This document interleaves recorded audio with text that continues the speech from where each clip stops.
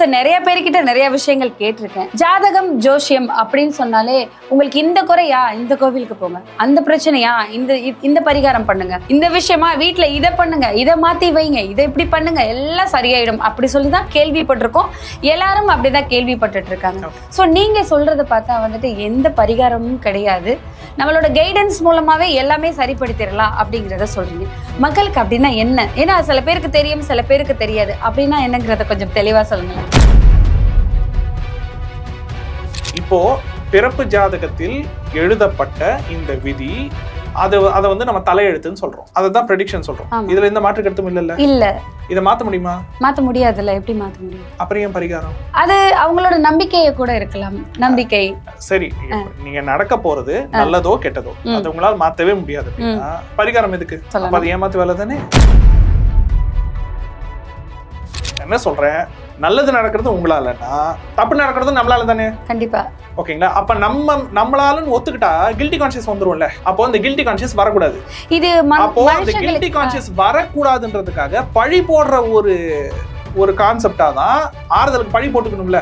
நேரம் சரியில்லை, ஈஸியா முடிச்சிடலாம்ல. இது ஒரு சாதாரண மனுஷங்களோட எண்ணம் தானே. கடவுள் நம்மளுக்கு இதைத்தான் எழுதி வச்சிருக்காரு போல, நேரம் சரியில்லை அப்படின்னு சொல்றது வந்து சாதாரண. ஜெயிக்கும் போது அதை சொல்ல மாட்டேன்றீங்களே, ஜெயிக்கும் போது மட்டும் நான் கஷ்டப்பட்ட வாட்சன்றீங்களே. அதனால உங்களுக்கு நல்லது நடக்கும் போது மட்டும் அது உங்களால, உங்களுக்கு கெட்டது நடக்குதுன்னா கடவுளாலையா? ஜாதகம் எழுதி கொடுக்க சொன்னா எழுதி கொடுத்தீங்க. இந்த பிறந்துக்கு 2 குழந்தைக்கு 2 மாசம் தான் ஆயுள்ன்றத உங்களுக்கு தெரியலையான்னு கேட்பாங்க. ஆயுள் கணிக்க முடியாது, ப்ரெடிக்ஷனே கிடையாதுன்னு சொல்லிட்டு இருக்கிற ஆயுள் கணிதம் கேக்குறீங்க. ப்ரெடிக்ஷன் ஒண்ணே கிடையாது ஜோதிடத்துல. ப்ரெடிக்ஷனை வச்சு தானே நகர்த்துறாங்க. ப்ரெடிக்ஷன் ஒண்ணு ஜோதிடத்துல கிடையாது. ஓகே, நீங்க 100 தடவை கேட்டாலும் அதுதான் பதில். கரெக்ட். ஓகேங்களா? சரி, அது உங்களுக்கு வந்து உண்மைன்னு நிரூபிக்கணும்ல. இப்ப நான் சொல்றது உண்மைன்னு உங்களுக்கு புரியணும்ல. நீங்க என்ன பண்ணுங்கன்னா,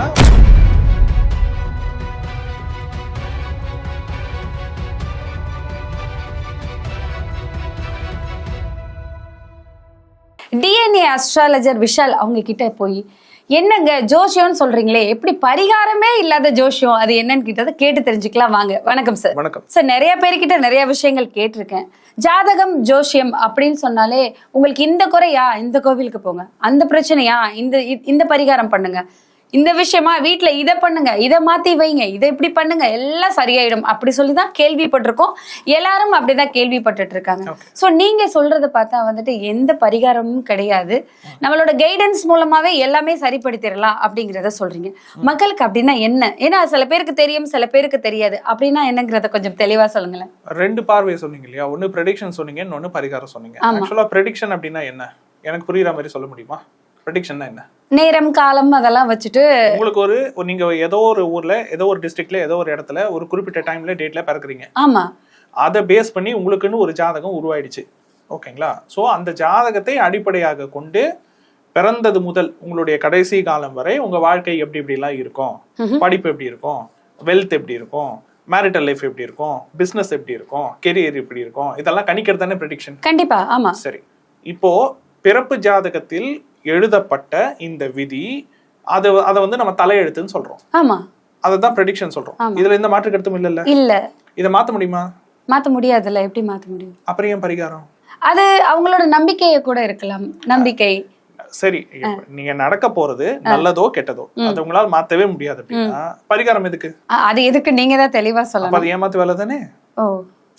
இப்போ ஒருத்தருக்கு பிறப்பு ஜாதகத்துல தலையெழுத்துல அவருக்கு கல்யாணம் ஆகாதுன்னு இருக்கு அப்படின்னு வச்சுங்க. பிரம்மா எழுதிட்டாரு, யாரோ ஒருத்தவங்க எழுதிட்டாங்க. ஓகேங்களா? இப்போ பரிகாரத்து மூலியமா நீங்க இதை பண்ணுங்க கல்யாணம் ஆயிடும்னா அப்ப நீங்க இந்த விதியை மாத்திர கணக்காது. கண்டிப்பா. ஓகேங்களா? விதியை மாத்த முடியாது நீங்க தானே சொல்றீங்க, ஜோதிடர்கள் தானே சொல்றாங்க. தலையெழுத்து அதெல்லாம் ஆண்டவன் போட்டா மாறாதுன்னு. அப்புறம் ஏன் பரிகாரம் சொல்றீங்க? அப்போ ஒரு விஷயத்த தெளிவா புரிஞ்சுங்க. பரிகாரமும் பலனும் ஒன்றோடு ஒன்று முரணானது. கான்ட்ராஸ்ட். பலன்னா என்ன? மாறவே மாறாத விதி. பரிகாரம்னா என்ன? மாறாத விதிக்கு மாத்துறதுக்கு நீங்க வழி சொல்றீங்க. ஓகேங்களா? அப்ப நீங்களே கடவுள் ஆயிடுறீங்க. சோ நீங்க சொல்றத பார்த்தா வந்து பரிகாரம் முழுக்க பொய் அப்படிங்கிற கான்செப்ட். நீங்க பேசுற ஒரு கான்செப்ட்டுக்கு இன்னொரு கான்செப்ட் முரணா இருக்க கூடாதுல்ல. கரெக்ட் தான். விதின்றது மாறவே கூடாது அப்படின்னா, மாத்தவே முடியாது அப்படின்னா அப்ப பரிகாரம் பொய். பரிகாரத்தின் மூலியமாக உங்களால நீங்க நினைச்சதை சாதிச்சுக்க முடியும்னா அப்ப விதின்னு நீங்க ப்ரெடிக்ட் பண்ணது பொய். ரெண்டுத்துல ஏதாச்சும் ஒண்ணு சொல்லணும். கண்டிப்பா. இப்ப எனக்கு என்ன டவுட் வந்துருச்சுன்னா, இது ரெண்டுமே உண்மைதானா இல்ல பொய்யா அப்படிங்கிற மாதிரி ஒரு டவுட் வந்து. ரெண்டுமே ஃபேக். சோ எதை நோக்கி மக்கள் போகணும், எதை நோக்கி ஒரு மனுஷன் போகணும்? என்னன்னு புரிஞ்சுக்கிறாங்க மக்கள் வந்து, என்ன புரிஞ்சுக்கிறாங்க? தலையெழுத்துன்னு புரிஞ்சுக்கிறாங்க. தலையெழுத்துனா என்னன்னு புரிஞ்சுக்கிறாங்க? நமக்கு போட்டதுதான் நடக்கும், நம்ம கையில எதுவுமே இல்ல, இதுதான் மக்களுடைய புரிதலாக இருக்கின்றது. ஓகேங்களா? ஆனா உண்மையிலே விதினா என்னன்னா, விதினா தலையெழுத்து கிடையாது, விதினா ரூல்ஸ். ஓகேங்களா? விதிகள், ஒவ்வொருத்தங்க ஜாத்துக்கு சில விதிகள் இருக்கு. விதிகள்னா என்னன்னா, இப்ப நீங்க இப்ப இந்த இடம் இருக்கு, இப்போ இந்த பில்டிங் இருக்குது. ஓகேங்களா? இங்கக்குள்ள நமக்கு வந்து எந்த இடத்த வேணாலும் நம்மளால ஆக்குபை பண்ணிக்க முடியும், யூஸ் பண்ணிக்க முடியும், நம்மளால யூட்டிலைஸ் பண்ணிக்க முடியும். ஓகேங்களா? ஷூட்டிங் இந்த மாதிரி நம்மளால மாத்தி வச்சுக்க முடியும். நம்ம இடத்த விட்டு 1 ஸ்கொயர் ஃபீட் கூட வெளியில போய் நம்மளால நம்ம நினைச்சதை செய்ய முடியாது. ஓகேங்களா? ஏன்னா அது நம்ம இடம் கிடையாது, அது இன்னொருத்தவங்களோட இடம். கண்டிப்பா. ஓகேங்களா? அப்போ வரையறைன்னு ஒண்ணு இருக்குல்ல, பவுண்டரின்னு ஒண்ணு இருக்குல்ல, அந்த பவுண்டரி தான் ஜாதகம். ஓஹோ. அப்புறம் எப்படி வந்துட்டு இதுல ஜாதகம் ஒவ்வொருத்தவங்களுக்கும் ஒரு பவுண்டரியை வச்சிருக்கு, மேப் மாதிரி. ஓகேங்களா? சோ இப்படி போனா இப்படி இது டெஸ்டினேஷன் அப்படின்னு சொல்லிட்டு ஒவ்வொருத்தருக்கும் ஒரு பவுண்டரி வச்சிருக்கு. அந்த பவுண்டரியில இப்ப அந்த ரூட்டுக்குள்ள வந்து ஷார்ட் ரூட், வேற ரூட், ஆப்ஷன்ஸ் இருக்கும் பாருங்க. அந்த மாதிரி நமக்குன்னு சில ஆப்ஷன்ஸ் இருக்கும். ஓகேங்களா? அந்த ஆப்ஷன்ஸ்குள்ள நமக்கு என்ன வேணும்ன்றத நம்ம பார்த்து சூஸ் பண்ணிக்கலாம். ஆனா அந்த ஆப்ஷனை விட்டு வெளியில நம்மளால போக முடியாது. ஓகேங்களா? லைஃப்ன்றது ஒன்லி பவுண்டரி ஒண்ணு. ரெண்டாவது விதின்றது என்ன அப்படின்னா, சில விஷயங்களை ஜாதகம் நம்மை செய்வதற்கு அனுமதிக்கும். அனுமதின்ற வார்த்தையை அண்டர்லைன் பண்ணிக்கோங்க. அனுமதினா என்ன? பெர்மிஷன் கொடுக்கிறது. ஆனா பர்மிஷன்ன்றது அஷ்யூர்டா இல்ல. செய்யறது செய்யாது யார் கையில இருக்கு? நம்ம கையில தான் இருக்கு. நம்ம கையில தான் இருக்கு. ஆமா. பெரியவங்க சொல்லி கொடுத்தா ஆன்மீகம்னு சொல்லிதான் நம்ம குழந்தைங்களுக்கு சொல்லி கொடுக்குறோம். பெரியவங்க தாத்தா பாட்டியா இருக்கட்டும், மூதாதையரா இருக்கட்டும், ஆன்மீகத்தை எப்படி குழந்தைங்களுக்கு சொல்லி கொடுத்தாங்க? கடவுள்கிட்ட வேண்ட சொல்லுவாங்க. ஃபர்ஸ்ட் நமக்கு வந்து நமக்கு சாமி அல்லது இறைவன் அப்படின்றது யார் அறிமுகப்படுத்துவாங்க? அப்பா அம்மா அறிமுகப்படுத்துவாங்க. நிறைய குடும்பங்கள்ல தாத்தா பாட்டி அறிமுகப்படுத்துவாங்க. கரெக்டுங்களா? எப்படி அறிமுகப்படுத்துவாங்க அப்படின்னா, நல்ல புத்தி கொடு கடவுளேன்னு வேண்ட சொல்லுவாங்க. கண்டிப்பா எல்லாரும் வேண்ட சொல்லுவாங்க. ஓகேங்களா? நல்ல புத்தி கொடுன்னு. இன்னொன்னு, நல் வழி காட்டு தெய்வமேன்னு வேண்டுவோம், வளர்ந்தவங்களே நமக்கே தெரியாமலே. அப்படின்னா என்ன அர்த்தம் டெக்னிக்கலா? நல் வழி காட்டுவதுன்னா என்ன அர்த்தம்? ஊட்டுறது கிடையாது, அது வெறும் காட்டுறது மட்டும்தான். காட்டுறதுன்னா என்ன? கைடன்ஸ். ஓகேங்களா? கடவுள்கிட்டே நம்ம என்ன வேண்டுறோம்? கைட் பண்ணு தான் வேண்டுறோம். எனக்கு எது சரி தப்புன்னு எனக்கே தெரியாது, please guide me to lead a better life அப்படின்னு சொல்லிட்டு இப்போ கடவுள் கைட் பண்றாரு. கைட் பண்ண இடத்துல அவர் கைட் பண்ற அந்த பாதையை காட்டுறது மட்டும்தான் ஒரு குருவுடைய, கடவுளுடைய, ஜோதிடருடைய வேலை. ஆமா. டிராவல் பண்றது யார் கையில இருக்கு? அந்த ஜாதகத்துக்கு சொந்தக்காரங்களோட கையில தான் இருக்குது. ஆமா. ஓகேங்களா? நான் உழைக்காம, நான் எந்த ஒரு எஃபர்ட்டும் போடாம, நான் நல்லா உட்கார்ந்த இடத்துல இருந்தே சாப்பிட்டுக்கிட்டு நல்லா சோம்பேறித்தனமா உட்காந்துக்கிட்டு என் ஜாதகத்துல நான் வந்துருவேனான்னு போட்டிருக்கா சார் அப்படின்னு கேட்டா இது தப்பா இல்லையா? அது எனக்கு அதை எப்படி எடுத்துக்கிறதுன்னு தெரியல. ஆனா மக்கள் அங்கதானே போய் நிக்கிறாங்க. ஜாதகம் சொல்லிருக்கு, ஜாதகத்துல பரிகாரம் சொல்லிருக்காங்க, ஜாதகம் உங்களுக்கு வழி காமிச்சிருக்கு அப்படின்னா என்ன அர்த்தம்? நல்ல வழி கெட்ட வழி ஜாதகம் காமிச்சாச்சு. ஓகே.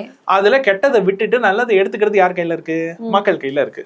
ஓகேங்களா? ஆனா நான் நல்லதை எடுத்துக்குவேணும்னு என் தலையெழுத்துல போட்டிருக்காரான்னு கேட்டா அந்த கேள்வியே இடியாட்டிக்கான கேள்வி. அப்படி ஒண்ணு ஜோதிடத்துல கிடையாது. ஓ, நிஜமா கிடையாது. அப்படி உங்களுக்கு பதில் கரெக்டா வேணும்னா ஃபர்ஸ்ட் நீங்க கேக்குற கேள்வி கரெக்டா இருக்கணும். கண்டிப்பா. நீங்க கேக்குற கேள்வியே தப்பா இருந்தா கரெக்ட். கரெக்ட். இப்போ நீங்க வந்து இல்ல, எனக்கு ஒரு டவுட் இருக்கு. கல்யாண வயசுல ஒரு பொண்ணு இருக்காங்க, பையன் இருக்காங்க, 25 வயசு ஆகுது. ஓகே. ஜாதகத்தை தூக்கிட்டு ஜோதிடர் கிட்ட போறாங்க. ஜோதிடர் நம்மள மாதிரி இல்லன்னு வச்சுங்க, டிஎன்ஏ அஸ்ட்ராலஜி இல்ல, ஒரு ப்ரெடிக்ஷன் சொல்ற ஜோதிடர். இப்போ அவர் வந்து கணிச்சிட்டாரு 34 வயசுல தான் உங்களுக்கு கல்யாணம் ஆகும்னு. நீங்க அப்படிதானங்க சொல்லிட்டு இருக்காங்க. அப்படி அவர் கணிச்சிட்டாருன்னு வச்சுக்கோங்க. என்ன சொல்லுவாங்க இந்த பேரண்ட்ஸ்? சார் 34 வயசுல ஆகுங்களா? சரி, அப்ப நான் இன்னும் 10 வருஷம் கழிச்சு நான் உங்களை வந்து பாக்குறேன் அப்படின்னு சொல்ல மாட்டாங்க. ஓகேங்களா? என்ன சார் இப்படி சொல்லிட்டீங்க அப்படின்னா டெக்னிக்கலா அதுக்கு என்ன அர்த்தம்? அந்த விதியை எங்களுக்கு இருக்க கூடாது சார், அதை நீங்க அழிக்கணும் சார், பிரம்மா எழுதின விதியை நீங்க மாத்தி எழுதுங்க சார் கேக்குற மாதிரி தான் அதுக்கு அர்த்தம். முதல்ல நான் சொல்ற கான்செப்ட் புரியுதா? அது புரிஞ்சாதான் ஃபர்ஸ்ட் உங்களால அடுத்த கேள்வியே கேட்க முடியும். கரெக்ட். ஓகேங்களா? ஸ்கிரிப்ட்ன்றது டிஃபால்ட்டா ஃபிக்ஸட் அப்படின்னா அப்ப நீங்க பரிகாரம் சொல்லக்கூடாது. பரிகாரத்தால உங்களால எல்லா விஷயத்தையும் மாத்த முடியும்னா நீங்க ஸ்கிரிப்ட பத்தியே பேசக்கூடாது. கரெக்ட். எஸ். அப்ப இது இரண்டும் ஒன்றோடு ஒன்று முரணானது. ஓகேங்களா? இது ரெண்டுமே ஜோதிடம் கிடையாது. வேற என்ன ஜோதிடம் கேட்டீங்கன்னா கைட் பண்றதுதான் ஜோதிடம். இது ரெண்டுமே ஜோதிடம் கிடையாது நீங்க சொல்றீங்க. மக்கள் வந்து காலம் காலமாக இதுதான் ஜோதிடம், ஜோசியர் சொல்லிருக்காரு, இந்த கோவில்ல போய் ஒரு 5 வாரத்துக்கு விளக்கு போடணும் கேக்குறதெல்லாம் கிடைச்சிருச்சா? அது தெரியல, அது அவங்கள பொறுத்த வரைக்கும். காலங்காலமா மக்கள் கேட்டதெல்லாம் கிடைச்சிருச்சா? இல்ல காலங்காலமா ஜோதிடர் சொல்றதெல்லாம் நடந்துச்சா? அப்புறம் ஏன் மக்கள் ஜோதிடர் தேடி போறாங்க? நப்பாச என்ன நப்பாச? தான் உழைப்பு மேல அவங்களுக்கு வந்து இது நம்பிக்கை கிடையாது. அதாவது என்னன்னா, ஜெயிக்கிற யாருமே ஜாதகத்தை எடுத்து பேச மாட்டாங்க. இப்போ ஒருத்தங்க நல்லா உழைச்சு நல்லா முன்னேறி ஒரு ஸ்டேஜுக்கு வராங்கன்னு வச்சுக்கோங்களேன், ஒரு அவார்டு வாங்குற அளவுக்கு ஒரு நிலைமைக்கு வர்றாரு, ஒரு நல்ல ஒரு அச்சீவரா இருக்காருன்னு வச்சுக்கோங்களேன். அவரை கூப்பிட்டு இப்ப நீங்க பேட்டி எடுக்கிறீங்க, அவர் வந்து மேடையில் போய் பேசுறாருன்னா அவர் வந்து எனக்கு சுக்கிர தசை வந்துருச்சு, எனக்கு குரு தசை வந்துருச்சு, இந்த கிரகம் எனக்கு சப்போர்ட் பண்ணுச்சு, நானா எதுவுமே பண்ணல, எல்லாமே ஆண்டவன் நான் ஜெயிப்பேன்னு பிறவிலேயே கடவுள் எனக்கு எழுதிட்டாரு, அவங்களா என்னை தூக்கி விட்டாங்க அப்படின்னு யாரும் சொல்ல மாட்டாங்க. நான் கஷ்டப்பட்டேன், ரொம்ப கஷ்டப்பட்டேன், உண்மை உழைப்பு உயர்வு. ஒரு காலத்துல நான் வந்து சாப்பாட்டுக்கே இல்லாத மாதிரி எல்லாம் இருந்திருக்கேன். அந்த மாதிரி ஆட்டோ கண்ணீர் கதைகள்லாம் பேசுவாங்கல்ல, அங்க யாருமே கிரெடிட்டை வந்து எதுக்கு கொடுக்க மாட்டாங்க, பிளானட்ஸ்க்கோ ஜாதகத்துக்கோ கொடுக்க மாட்டாங்க. ஆனா தப்பு நடந்துருச்சுன்னா மட்டும் பழியை இவங்க ஏத்துக்க மாட்டாங்க. ஆக்சுவலா இவங்க தான் பண்ணிருப்பாங்க. ஓகேங்களா? அதாவது தன் மேல உள்ள பழிய இன்னொருத்தர் மேல போடணும் இல்ல, செல்ஃப் கில்ட்டி ஒருத்தருக்கு வந்துடக்கூடாது பாருங்க. இப்போ ஒருத்தர் வந்து ரிஸ்க்னு தெரியும், இருந்தாலும் கடன் கொடுத்துருப்பாரு. ஓகேங்களா? கடன் வாங்கி கடனை அடைக்க முடியாது, இல்ல ரொம்ப ரிஸ்க்னு தெரியும், தெரிஞ்சும் இஎம்ஐல போய் லாக் ஆயிருப்பாங்க. ஷேர் மார்க்கெட்ல இன்வெஸ்ட் பண்ணக்கூடாதுன்னு தெரியும், தெரிஞ்சு இன்வெஸ்ட் பண்ணிருப்பாங்க. செய்யக்கூடாத பிசினஸ், செய்யக்கூடாத பார்ட்னர் கூட இணைஞ்சு இவங்க தான் லாஸ் பண்ணிருப்பாங்க. இதுக்கான சிம்டம்லாம் முதலே உங்களுக்கு தெரிஞ்சிருக்கும். தெரிஞ்சும் ஒரு பேராசையில ரிஸ்க் எடுப்பாங்க. ரிஸ்க் எடுத்து எல்லா தப்பும் பண்ணுவாங்க. அது ஓவர் நைட்ல அந்த டிசாஸ்டர் நடக்காது. அது எல்லாமே இவங்க கண்ணு முன்னாடியே நடந்திருக்கும். கண்ணு முன்னாடியே அந்த பெரிய சீட்டு கட்டு மாதிரி சரியை விட்டு வேடிக்கை பார்த்திருப்பாங்க. எல்லாம் நடந்து முடிச்சுட்டு டைம் சரியில்லைம்பாங்க. என்ன சொல்றேன், நல்லது நடக்கிறது உங்களாலன்னா தப்பு நடக்கிறது நம்மளால தானே. கண்டிப்பா. ஓகேங்களா? அப்ப நம்மளாலன்னு ஒத்துக்கிட்டா கில்ட்டி கான்சியஸ் வந்துரும்ல. அப்போ அந்த கில்ட்டி கான்சியஸ் வரக்கூடாது. அப்போ அந்த கில்ட்டி கான்சியஸ் வரக்கூடாதுன்றதுக்காக பழி போடுற ஒரு கான்செப்டா தான் ஆறுதலுக்கு பழி போட்டுக்கணும்ல. நேரம் சரியில்லை, ஈஸியா முடிச்சிடலாம்ல. இது ஒரு சாதாரண மனுஷங்களோட எண்ணம் தானே. கடவுள் நம்மளுக்கு இதை தான் எழுதி வச்சிருக்காரு போல, நேரம் சரியில்லை அப்படின்னு சொல்றது வந்து ஜெயிக்கும் போது அதை சொல்ல மாட்டேன்றீங்களே, ஜெயிக்கும் போது மட்டும் நான் கஷ்டப்பட்ட வாழ்ச்சேன்றீங்களே. அதனால உங்களுக்கு நல்லது நடக்கும் போது மட்டும் அது உங்களால, உங்களுக்கு கெட்டது நடக்குதுன்னா கடவுளாலையா? அப்ப அது உங்களால ஒத்துக்கோங்க, நான் தப்பு பண்ணிட்டேன்னு ஒத்துக்கோங்க. கரெக்ட் தானே? நல்ல லேடிஸ் படிச்சிருப்பாங்க, பெரிய ஜாப்ல இருப்பாங்க, நல்ல ஒரு ரெஸ்பெக்டிவ் பொசிஷன்ல இருப்பாங்க. அதுல பல பேர் வந்து பாத்தீங்கன்னா நம்ப கூடாத ஒரு ஆளை நம்பி லைஃப்ல ஏமாறுவாங்க. அடுத்தவங்களுக்கு அட்வைஸ் கொடுக்கும் போதெல்லாம் சூப்பரா கைட் பண்ணுவாங்க. அது மாதிரி நீங்க நிறைய பேர் பார்த்திருப்பீங்க. ஒரு முட்டாள லவ் பண்ணுவாங்க, ஒரு irresponsible idiot லவ் பண்ணுவாங்க. அவங்களுக்கே தெரியும் அவங்க அந்த மாதிரி கேரக்டர் தான். இருந்தாலும் லவ் பண்ணி அவங்கள நம்பி லைஃபை தொலைச்சிட்டு உட்கார்ந்துருக்கவங்க எத்தனையோ பேர் இருப்பாங்க. ஆனா கேட்டா என்னப்பாங்க, நேரம் சரியில்லை, என்னோட மேரிட்டல் லைஃபே ஜாதகத்துல சரியில்லைம்பாங்க. நாம பண்ற தப்புக்கு ஜாதகத்தின் மீது பழியை போடக்கூடாது. நாம பண்ற தப்புக்கு நாம தான் பொறுப்பு. நாம பண்ற நல்லதுக்கும் நாம தான் பொறுப்பு, நாம பண்ற தப்புக்கும் நாம தான் பொறுப்பு. இப்போ ஜாதகத்தை ஒரு ஜோதிடர்கிட்ட என்ன கேட்கணும் அப்படின்னு ஒண்ணு இருக்குல்ல, பண்றது சரியா தப்பான்னு கேட்கறதுக்கு தான் ஜாதகம். போய் வந்துட்டு நேரம் நல்லா இருக்கான்னு எனக்கு என்ன போட்டிருக்குன்னு கேட்கறதுக்கு இல்ல. கரெக்ட். சொன்னது புரிஞ்சுதா? நான் செய்வது சரியா தப்பா, நான் போற ரூட்டு சரியா தப்பா, அது கேட்கறது தான் இருக்குது ஜாதகம். இப்போ மேரேஜ் வச்சு நான் ஒரு எக்ஸாம்பிள் கொடுக்குறேன். திருமண வாழ்க்கை தோல்வியில தான் முடியும்னா ஜாதகத்துல தலையெழுத்துல மேரிட்டல் லைஃப் ஃபெயிலியர்னு எழுதி இருக்குன்னா நீங்க யார கல்யாணம் பண்ணாலும் ஃபெயிலியர் தானே. கண்டிப்பா. அப்புறம் ஏன் மேட்சிங் பார்க்கணும்? மேட்சிங் எதுக்கு பாக்குறது? சோ எனக்கு ஒரு டவுட், நீங்க அதெல்லாம் பார்க்க மாட்டீங்களா? அந்த மேட்சிங் அதெல்லாம் பார்க்க மாட்டீங்களா? நான் கேக்குற கேள்விக்கு நீங்க பதில் சொல்லணும். மேரிட்டல் லைஃப் ஃபெயிலியர் அப்படின்றது it is written in your horoscope. கண்டிப்பா. while your birth அப்படின்றது உண்மையானால் அப்ப நீங்க திருமண பொருத்தமே பார்க்க கூடாதுல்ல. அப்போ நீங்க ஒரு விஷயம் சொல்றீங்கன்னா நீங்க சொல்ற இன்னொரு விஷயம் இதுவும் அதுவும் முரணாக கூடாதுல்ல, கான்ட்ராஸ்ட் ஆக கூடாதுல்ல, இடிக்கூடாதுல்ல. மேரிட்டல் லைஃப் சந்தோஷமா இருக்கிறது இல்லாத ஜாதகத்தினுடைய பொருத்தத்தை அடிப்படையாக கொண்டது. அப்ப நீங்க கேட்கலாம், சார் பொருத்தம் பார்க்காம பல பேர் கல்யாணம் பண்றாங்களே, அவங்கள சந்தோஷமா இருக்காங்களே. கண்டிப்பா கண்டிப்பா. டிஃபால்ட்டா அவங்களுக்குள்ள பொருந்தி இருக்கும், அது அவங்களுக்கே தெரியாது. ஓகேங்களா? டிஃபால்ட்டா பொருந்தி இருக்காது, அதனால வந்து லைஃப் சரியில்லை, அவ்வளவுதான்.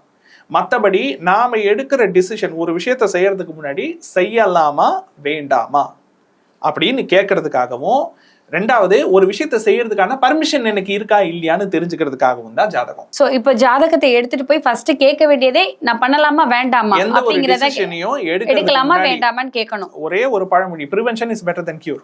ஷூர், கண்டிப்பா. அந்த பிரிவென்டிங்காக மட்டும் தான் ஜோதிடம். ஓகேங்களா? கியூருக்காக இல்ல. நான் ஏற்கனவே பண்ணிட்டேன், எல்லா டேமேஜும் எனக்கு நடந்துருச்சு, இப்ப நான் என்ன சார் பண்றது அப்படின்னு கேட்பாங்க. நடந்து முடிஞ்ச விஷயத்தை யாரால மாத்த முடியும்? மக்கள் எல்லாம் அப்படித்தானே, கியூருக்கு தானே போறாங்க. ஏற்கனவே நடந்து முடிஞ்சிருச்சு, நடந்து முடிஞ்ச விஷயத்தை யாரால மாத்த முடியும்? மாத்த முடியாது. கடவுளால மாத்த முடியுமா? முதல்ல சான்ஸே இல்ல. அவங்களாலையும் மாத்த முடியாது, கடவுளால மாத்த முடியாது. அப்புறம் அதையும் ஜோதிடர்கிட்ட போய் கேக்குறீங்க? அவ்வளவுதான், சிம்பிள். ஓகேங்களா? ஜாதகம் இஸ் ஒன்லி ஃபார். இப்ப ஜோதிடர் கிட்ட நீங்க ஏன் போய் கேக்குறீங்கன்னு சொல்றாங்க. இப்ப எல்லா பெரிய பெரிய நீங்க சொல்ற மாதிரி பெரிய பெரிய ஜோதிடர்கள்லாம் என்ன சொல்றாங்க, வரன் அமைய வேண்டுமா, உங்களுக்கு இந்த விஷயம் நடக்கணுமா, நல்லது நடக்கணுமா, இங்கே வாருங்கள் அப்படின்னு தானே போடுறாங்க. சரி, போயிட்டு எல்லாருக்கும் கல்யாணம் ஆயிருக்கா? இல்ல, அவங்களை கேட்டு தானே பண்றாங்க. நம்ம சர்ச்சையா பேச வேண்டாம். போயிட்டு எத்தனை பேருக்கு கல்யாணம் ஆயிருக்கு அது நீங்களே பாத்துக்கோங்க, நீங்களே தெரிஞ்சுக்கோங்க. அவ்வளவுதான் நான் சொல்றேன். என் கருத்து சரின்னு தான் நான் சொல்ல முடியும். கண்டிப்பா. ஓகேங்களா? மத்த ஒவ்வொருத்தவங்க கிட்ட போய் இவங்க ஃப்ராடுன்னு சொல்லிட்டு நம்ம பாயிண்ட் அவுட் பண்ணி பேசிட்டு இருக்க முடியாது. கண்டிப்பா. ஓகேங்களா? சரி, முதல்ல ஜெனரலா அவங்க சொல்ற ப்ரெடிக்ஷன் எவ்வளவு கரெக்டா இருக்கு? நீங்க இதே வந்து ஒரு 2020க்கு முன்னாடி, ஓகேங்களா, இப்போ 2019 புது வருடம் பிறக்க போகுது, எப்படி இருக்குன்னு ஜோதிடர்கள் சொன்னதெல்லாம் இருக்கு. ஓகேங்களா? அதை எடுத்தீங்கன்னா ஒரு 100 வீடியோ வரும். அதுல ஒருத்தர் கூட நெகட்டிவா சொல்ல, இன்க்ளூடிங் நீங்க சொல்ற சோகால்டு பெரிய பெரிய ஜோதிடர்ல இருந்து ஒருத்தர் கூட நெகட்டிவா சொல்ல, கிருமியை பத்தி ஒருத்தர் கூட பேசல. ஓகேங்களா? அதெல்லாம் எடுத்து வச்சு ட்ரோல் பண்ணிருக்காங்க. ஏன் இந்த மாதிரி ட்ரோல் மெட்டீரியல் ஆகணும்? ஏன் இந்த மாதிரி அசிங்கப்படணும்? ஏன்னா இல்லாத ஒரு ப்ரெடிக்ஷன் நீங்க இருக்குதுன்னு வழி கொடுத்ததுனால தானே இந்த பிரச்சனை. ஒரு விஷயம் இல்லைன்னா இல்ல அப்படின்னு ஒத்துக்கிறது தான் நேர்மை. ஓகேங்களா? ரெண்டாவது, யதார்த்தம்னு அப்படின்னா என்ன, ஃபேக்ட்னா என்னன்னு பேசணும். சரி, ஃபேக்ட்ன்றது என்ன அப்படின்னா, சில விஷயங்களை நமக்கு செய்யறதுக்கு ஜாதகம் அனுமதிக்காது. ஆனா நம்ம அதை ட்ரை பண்ணிக்கிட்டே இருப்போம். அதுக்குள்ள கூட நம்மளால நுழைய முடியாது. கண்டிப்பா. அப்ப லைஃப் வேஸ்ட் தானே, அதுக்கான டைம் வேஸ்ட் தானே. இப்போ ஒரு பேசிக்கான ஒரு क्वेश्चन தான். இப்போ ஒரு குழந்தை பிறக்குது, நியூ பார்ன் பேபி குழந்தை பிறக்குது, பேர் வைக்கிறதுல கூட வந்துட்டு ப்ரெடிக்ஷன் பார்த்து தானே பண்றாங்க. போயிட்டு அந்த நேரம் பார்த்து காலம் பார்த்து, குழந்தைக்கு யாரும் ப்ரெடிக்ஷன் பார்க்க மாட்டாங்க. இல்ல, நேரம் காலம் பார்த்து அந்த இதுல என்ன எழுத்துல வைக்கணும் அப்படிங்கறதுல பேர் வைக்கிறது வைக்கிறாங்க. பிறந்த குழந்தைங்களுக்கு யாராச்சும் ப்ரெடிக்ஷன் பார்க்க மாட்டாங்க. ஆனா அந்த பேர் வைக்கிறது பார்க்க மாட்டாங்க. 5 வருஷம் வரைக்கும் யாருக்கு பார்க்க, அதான் ஏன் ப்ரெடிக்ஷன் பார்க்க மாட்டாங்க தெரியல. சொல்லுங்க. நான் என்ன சொல்றேன்னா, பிறந்த குழந்தைக்கு நீங்க ப்ரெடிக்ஷன் பார்க்கணும்ல. இப்போ ஒரு 15 வயசு 20 வயசு ஆள் வந்தா ப்ரெடிக்ஷன் பாக்குறீங்கல்ல. ஆமா, அதே மாதிரி பிறந்த குழந்தைக்கு பாக்கணும். இது பேசிக்கா எல்லா இடத்துலயும் சொல்றது. 5 வருஷம் வரைக்கும் ஜாதகம் கூட எழுத மாட்டோம் அப்படிங்கிற ஒரு பேச்செல்லாம் சொல்லி இருக்காங்க, அவங்க தப்பிச்சுக்கிறதுக்காக. ஓஹோ, சோ பிறந்த குழந்தைக்கு ப்ரெடிக்ஷன் பார்க்கலாம். பிறந்து 48 நாளைக்கு ஜாதகம் எழுதக்கூடாது. ஆமா, ஓகேங்களா? 48 நாள்ன்றது ஒரு சைக்கிள். ஓகேங்களா? 27 நட்சத்திரம், 9 கிரகம், 12 ராசிகள்லாம் சேர்ந்த சைக்கிள். ஓகேங்களா? உடம்போட சைக்கிளும் 48 நாள். ஓகேங்களா? அந்த 48 நாள் அந்த குழந்தைக்கு வந்து அந்த பான்ஸ் கிளாண்ட் இல்ல பீனல் கிளாண்டுன்னு சொல்லுவாங்க இல்லையா, அது வந்து ஓப்பன் ஆயிருக்கும் அப்படின்றது வந்து சித்தா டாக்டர்ஸும் சித்த மரபுல வர்றவங்களும் சொல்லக்கூடிய கூற்று. சரி, நான் சயின்டிஸ்ட் கிடையாது. ஓகேங்களா? சோ அது ஓப்பனா இருக்கிற அந்த டைம் நீங்க வந்து ஜாதகம் ஜெனரேட் பண்ணக்கூடாது, அந்த விதி வந்து செக் பண்ணக்கூடாது. குழந்தையுடைய விதியை ரூலை வந்து நீங்க செக் பண்ணக்கூடாது. விதின்றது நான் சொல்ற தலையெழுத்து கிடையாது, ரூல். அந்த ரூலை வந்து நீங்க செக் பண்ணக்கூடாது. 48 நாள் கழிச்சு நீங்க ஜாதகம் எழுதலாம், பார்க்கலாம். ஓகேங்களா? அதுக்கு முன்னாடி உங்களுக்கு ரொம்ப அவசரம் இல்ல, சீக்கிரம் உங்களுக்கு பேர் வைக்கணும் அப்படின்னா சும்மா வெறும் இந்த லக்ன பாயிண்ட், லக்னாதிபதி நிக்கிற பாயிண்ட் மட்டும் வச்சு கூட நீங்க பேர் வச்சுக்கலாம், தப்பு இல்ல. ஓகேங்களா? அதுக்கு நீங்க முழு ஜாதகம் பார்க்கணும்னு அவசியம் கிடையாது. ஆனா பிறந்த குழந்தைக்கு முதல்ல நம்ம ஜோதிடரே ஜாதகம் பார்க்க மாட்டாங்க. ஏன்னு காரணம் தெரியுமா? இல்ல, தெரியாது. சரி, இப்ப நீங்க ஒரு குழந்தை பிறந்திருக்கு, அந்த பிறந்த குழந்தைக்கு பெத்தவங்க ஜாதகம் எழுதி கொடுக்க சொல்லி கேக்குறாங்க. இவங்க ஜாதகம் எழுதி கொடுக்கும் போது தசாபுத்தின்னு ஒண்ணு எழுதுவாங்க. ஓகேங்களா? அத வந்து அதுல வந்து ஜோதிடருக்கும் மக்களுக்கும் நடுவுல ஒரு சொல்லாத ஒரு சைலண்ட் கம்யூனிகேஷன் ஒண்ணு நடக்கும்.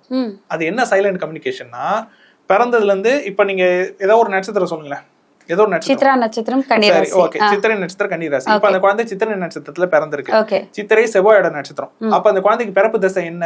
செவ்வாய் தசை. ஓகேங்களா? செவ்வாய் தசை இத்தனை வருஷம், 7 வருஷம் பா. 7 வருஷம் முடிச்சுட்டு அதுக்கப்புறம் ராகு தசை ஆரம்பிக்கும். ராகு தசை 18 வருஷம். அப்ப அந்த குழந்தைக்கு 25 வயசு வரைக்கும் ராகு தசை அப்ராக்சிமேட்லி அப்படின்னு எழுதுவாங்க. ராகு தசை முடிச்சு குரு தசை 16 வருஷம். அப்ப 25ல இருந்து 41 வயசு வரைக்கும் குரு தசை. இப்படி எழுதிட்டே வருவாங்க, அடுத்தடுத்த தசை எழுதிட்டே வருவாங்க. ஒரு ஸ்டேஜ்ல ஜோதிடர் ஸ்டாப் பண்ணிட்டாருன்னு வச்சுங்க, 65லயோ 68லயோ இல்ல 70க்குள்ளேயோ அந்த ஜோதிடர் தசை, அதுக்கப்புறம் தசை எழுதாம ஸ்டாப் பண்ணிட்டாரு அப்படின்னா பேரண்ட்ஸ் என்ன நினைச்சுப்பாங்க அப்படின்னா, ஓ அது வரைக்கும் தான் அவங்களுக்கு ஆயுள் போல, அதனாலதான் அவங்க தசையும் புத்தியும் எழுதல அப்படின்னு நினைச்சுப்பாங்க. ஆக்சுவலா அது உண்மை கிடையாது. ஓகேங்களா? அது உண்மை கிடையாதா? ஆயுஸ் எல்லாம் கணிக்கலாம் முடியாது. ஒண்ணு. ரெண்டாவது, அந்த மாதிரி எந்த ஜோதிடர் எழுத மாட்டாங்க, பிறந்த குழந்தைக்கு எழுத மாட்டாங்க. ஒரு 10 வயசுக்கு அப்புறமா, குறைஞ்சு நீங்க சொன்ன மாதிரி 5ல இருந்து 8 வயசுக்கு அப்புறமா தான் ஜாதகம் எழுதுவாங்க. இன்னும் நிறைய ஜோதிடர்கள் 10-15 வயசுக்கு அப்புறமா தான் ஜாதகம் எழுதுவாங்க, முன்னாடி எழுத மாட்டாங்க. ஏன் எழுத மாட்டாங்கன்னா, இப்போ இவ்வளவு நேரம் தசபுத்தி ஆர்டர் எல்லாம் சொன்னல, நம்ம ஆட்கள் என்ன பண்ணுவாங்க அப்படின்னா, அந்த தசபுத்தி ஆர்டர்லயே ப்ரெடிக்ஷன் எழுதி கொடுக்கணும்னு எதிர்பார்ப்பாங்க. அத ப்ரெடிக்ஷனா டைரக்டா கேட்காம இன்டைரக்டா நீங்க எனக்கு எழுதி கொடுத்துருங்க அப்படின்னு கேட்பாங்க. அதுவும் சில பேர் எழுதி எல்லாம் கொடுப்பாங்க. ஓகேங்களா? இந்த வயசுல திருமணம் ஆகும், இந்த வயசுல இவர் வெளிநாடு போவார், அப்படி எல்லாம் எழுதி எல்லாம் கொடுப்பாங்க. சரி, இப்போ இவர் பிறந்த குழந்தைக்கு எழுதி கொடுத்துட்டா இருப்பா. ஓகே, ஒருவேளை அந்த குழந்தை 2 மாசத்துல இறந்து போச்சுன்னா நடக்கிறதுக்கு சான்ஸ் இருக்குல்ல? ஒருவேளை அந்த குழந்தை 2 மாசத்துல இறந்து போச்சுன்னா இப்ப அந்த அப்பா அம்மா என்ன பண்ணுவாங்க? ஜாதகம் இவரு 54 வயசு வரைக்கும் எழுதி கொடுத்துருக்காரு. ஏப்பா ஜாதகம் எழுதி கொடுக்க சொன்னா எழுதி கொடுத்தீங்க, இந்த பிறந்துக்கு 2 குழந்தைக்கு 2 மாசம் தான் ஆயுள்ன்றத உங்களுக்கு தெரியலையான்னு கேட்பாங்க. ஆயுள் கணிக்க முடியாது, ப்ரெடிக்ஷனே கிடையாதுன்னு சொல்லிட்டு இருக்கிற ஆயுள் கணிதம் கேக்குறீங்க. ப்ரெடிக்ஷன் ஒன்னே கிடையாது ஜோதிடத்துல. ப்ரெடிக்ஷனை வச்சு தானே நகர்த்துறாங்க. ப்ரெடிக்ஷன் ஒண்ணு ஜோதிடத்துல கிடையாது. ஓகே, நீங்க 100 தடவை கேட்டாலும் அதுதான் பதில். கரெக்ட். ஓகேங்களா? சரி, அது உங்களுக்கு வந்து உண்மைன்னு நிரூபிக்கணும்ல. இப்ப நான் சொல்றது உண்மைன்னு உங்களுக்கு புரியணும்ல. நீங்க என்ன பண்ணுங்கன்னா, ஒரு அன்னோன் ஜாதகம் யாராவது ஒருத்தருடைய ஜாதகம் எடுத்து வச்சுங்க. எடுத்து வச்சுட்டு குறிப்பிட்ட பிரச்சனையை சொல்லி எல்லாம் கேட்கக்கூடாது. நீங்களா பிரச்சனையெல்லாம் நீங்களாலாம் சொல்லக்கூடாது.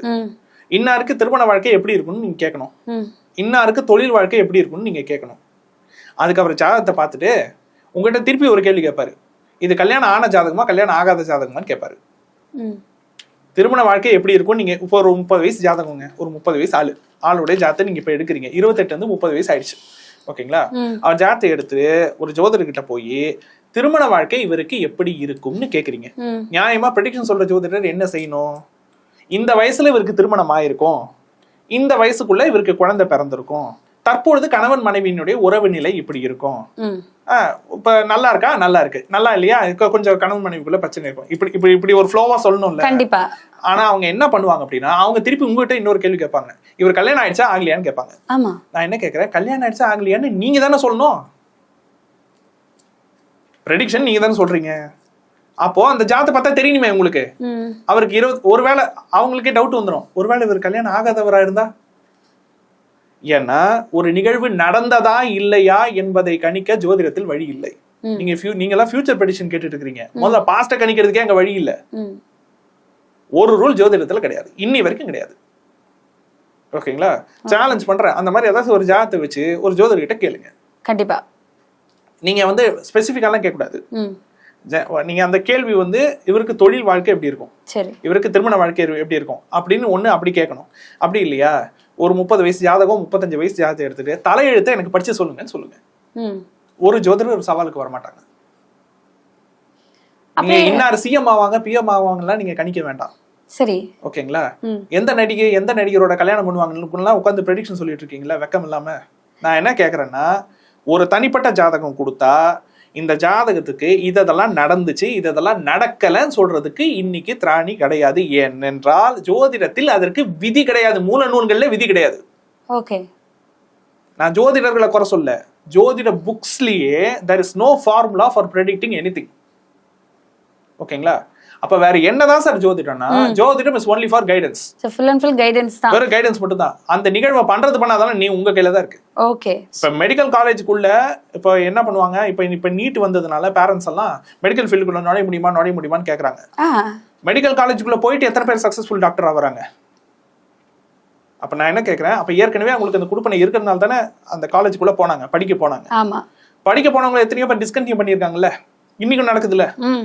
பணக்கார பசங்களே பண்றாங்க இல்லையா?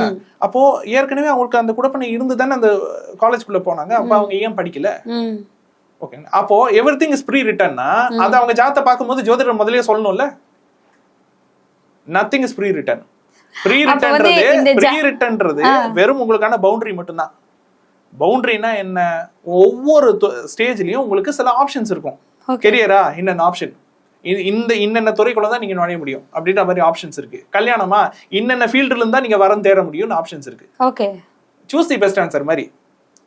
இப்போ உங்களோட ஜாதகம் is like choose the best answer. ஒவ்வொரு ஸ்டேஜ் இருக்குல்ல, படிப்பு, உத்தியோகம், தொழில், பிசினஸ், இன்வெஸ்ட்மெண்ட், திருமணம், அந்த மாதிரி ஒவ்வொரு ஸ்டேஜ் இருக்கு இல்லையா? அந்த ஒவ்வொரு ஸ்டேஜ்லயுமே ஆப்ஷன்ஸ் இருக்கும். ஓகேங்களா? அதுல ஏதாச்சும் ஒண்ணு நீங்க டிக் பண்ணிக்கலாம். ஓகேங்களா? ஆன்சர் பண்ணாம கூட நீங்க விட்டுறலாம்.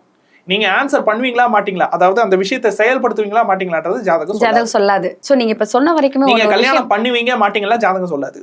ஓகே, ஓகேங்களா? கல்யாணம்னு தேடுனீங்கன்னா இன்னென்ன லிமிட்டுக்குள்ள தேடினா மட்டும்தான் உங்களுக்கு வர முடியும்ன்றத ஜாதகம் சொல்லும். So this is your limit ன்னு அத காமிச்சிரும். அதுல தான் நம்ம செலக்ட் பண்ணிக்கோ. செலக்ட் பண்ணாதது நம்மளோட இஷ்டம். சோ நீ அத டிக் பண்ணாம போ, இது வேணும்னு எடுத்துக்காத, அதெல்லாம் நம்மளோட இஷ்டம், தனிப்பட்ட நபரோட இஷ்டம்.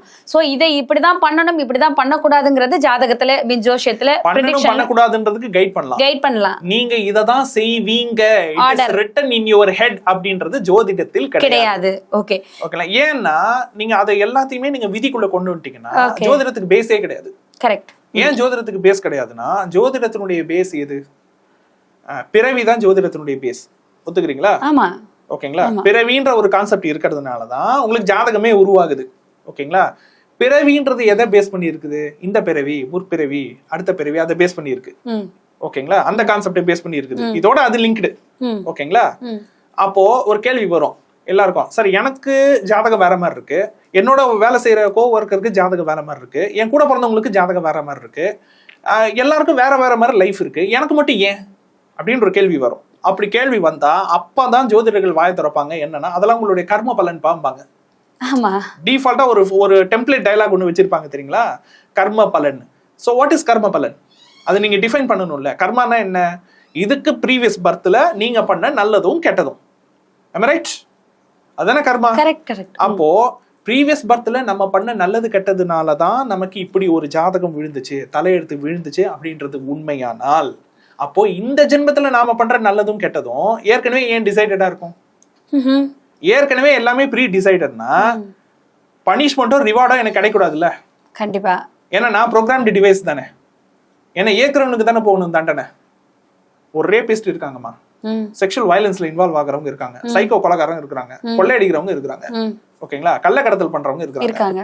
இப்ப இவங்க எல்லாருக்குமே பிறவியிலேயே இவர் வந்து ரேபிஸ்ட், இவர் கொலைகாரன், இவர் கொள்ளக்காரன்னு பிரம்மா தலையெழுத்து எழுதிட்டாருன்னா அப்போ இவர் தப்பு இல்ல, எழுதுனவங்க தப்பு தானே.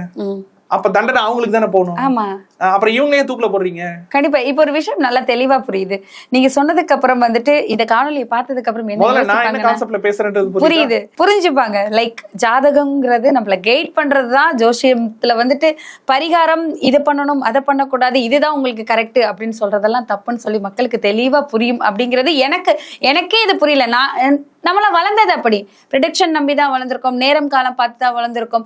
இதெல்லாம் வந்துட்டு நம்மளுக்கே புரியாது. ஸோ நீங்க சொன்னதுக்கு அப்புறம் எனக்கே தெளிவா புரியுது. ஸோ மக்களுக்கு நீங்க சொன்னது வந்துட்டு நிஜமா 100% தெளிவா புரியும். உன் முடிவை நீ தான் எடுக்கிறோம், ஜாதகம் உன்னை கைட் தான் பண்ணும், ஜாதகத்துக்கு பரிகாரம் எல்லாம் கிடையாது, இதையெல்லாம் நம்பக்கூடாது அப்படின்னு யாரோட பிறப்பையோ இறப்பையோ முன்னாடியே கணிக்க முடியாது. உனக்கு இது நடக்கும், இது நடக்காது அப்படிங்கறத கணிக்க முடியாது. உனக்கு இதுதான் கொடுத்துருக்கு, நீ அதை சூஸ் பண்றதும் சூஸ் பண்ணாததும் உன் கையில தான் இருக்கு அப்படிங்கறத வந்து விஷால் அவர்கள் தெளிவா சொல்லியிருக்காங்க. மக்களே அடுத்த காணொலியில என்ன சொல்றாருங்கிறத காத்திருந்து பார்க்கலாம். தொடர்ந்து பேசலாம். நன்றி.